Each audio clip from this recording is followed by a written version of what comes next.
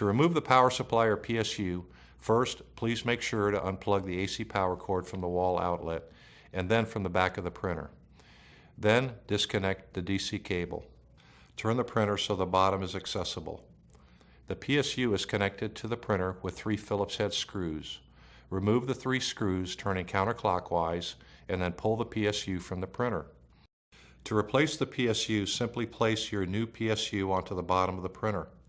Using the same 3 screws, drop the screws in the recesses, then turn the screws clockwise and securely tighten. Finally, reconnect the DC cable to the printer. That's it. Thank you for watching.